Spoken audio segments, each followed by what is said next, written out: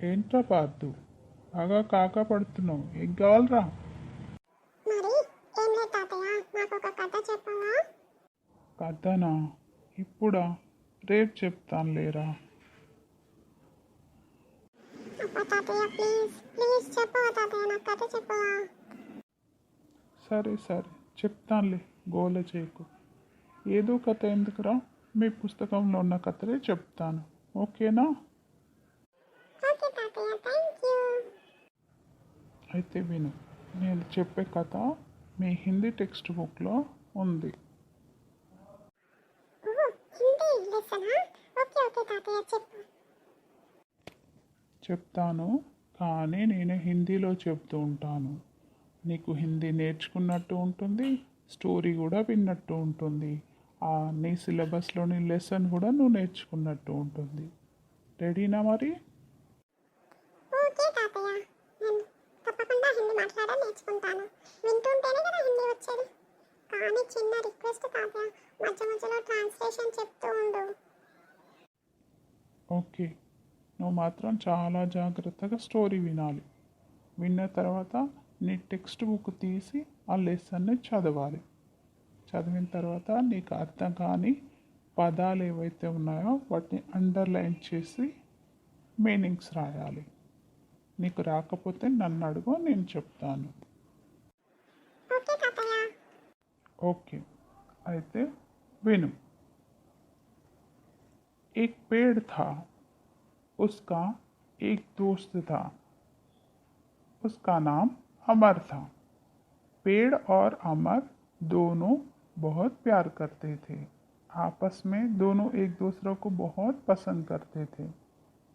अमर रोज पेड़ के पास जाता था, पेड़ पर चढ़ता था, पेड़ के फल खाता था, खेलता था, पेड़ों के पत्तों को जमा करता था, उन पत्तों से मालाएं बनाता था और पेड़ के तने पर चढ़ता था, उसकी डालियों को पकड़कर झूला झूलता था और दोनों आपस में आंख मिचौनी भी खेलते थे।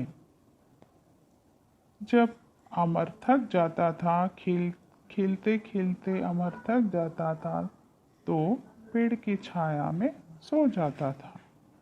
इस तरह दोनों बहुत खुश थे।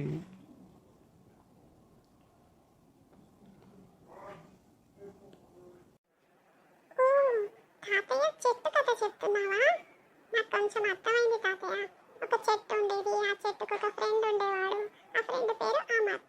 చెట్టు అమర్ ఇద్దరికి ఒకరంటే ఒకరు బాగా ఇష్టము. అమర్ రోజు చెట్టుతో పాటు ఆడుకునేవాడు. ఆ చెట్టు కాసిన పండ్లను కాసేవాడు.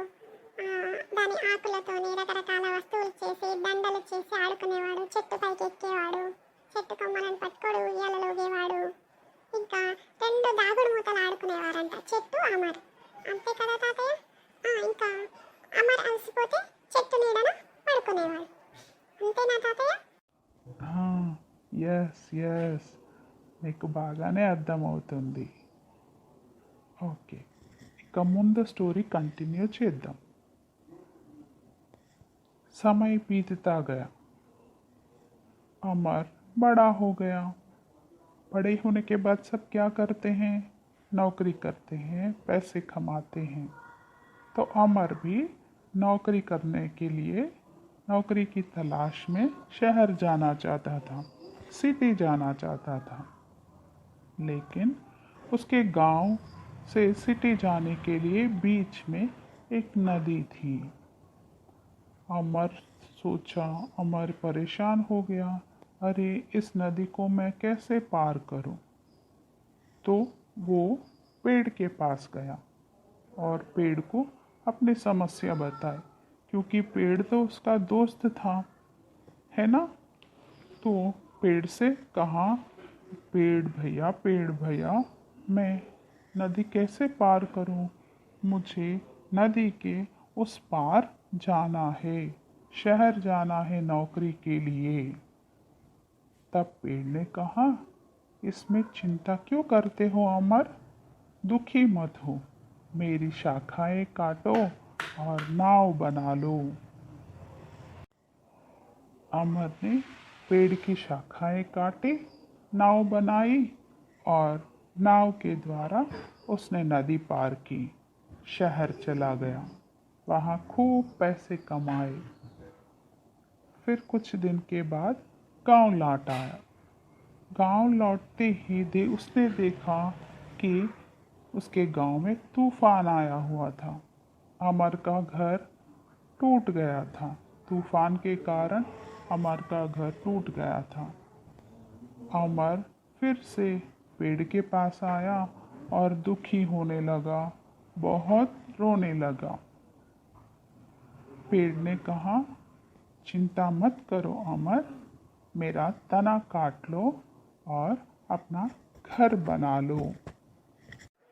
అయ్యో తాతయ్య, చెట్టు కొమ్మలను కట్ చేసి పడవ చేశాడా అమర్? చెట్టు అమర్ ఫ్రెండే కదా, మరి చెట్టు బాధపడలేదా? లేదు లేదు, బాధపడలేదు.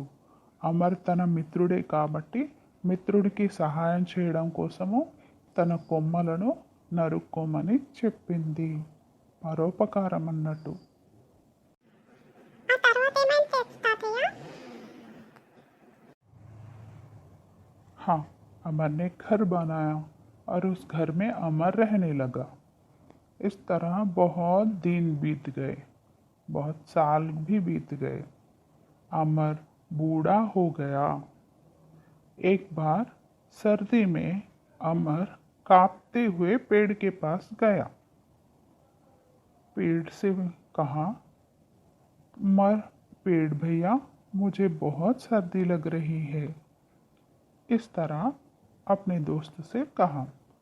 तब पेड़ ने कहा, अरे अमर, दुखी क्यों होते हो? मेरी सूखी लकड़ियां जलाकर अपनी सर्दी भगाओ। అరే తాతయ్య, చెట్టు ఎంత మంచిది, తన ఫ్రెండ్ కోసం ఇచ్చింది. చిన్నప్పటి నుండి పళ్ళనిచ్చింది, పువ్వులనిచ్చింది, నీడనిచ్చింది. సిటీకి వెళ్తుంటే తన కొమ్మలను నరుక్కోమని, పడవ చేసుకోమని చెప్పింది. ఇల్లు చేసుకోవడం కోసం తన చెట్టుని తనని మొత్తాన్ని ఇచ్చేసింది. ఇక ఇప్పుడు ఈ అమ్మడికి చలి పెడుతుంటే కొమ్మలను కూడా, ఎండిపోయిన పుల్లలను కూడా ఇచ్చేసింది. ఎంత గ్రేట్ తాతయ్య చెట్టు. ఆ చెట్టు తన సర్వస్వాన్ని తన ఫ్రెండ్ కోసం అర్పించింది. చాలా రకాలుగా అమర్కి సహాయం చేసింది.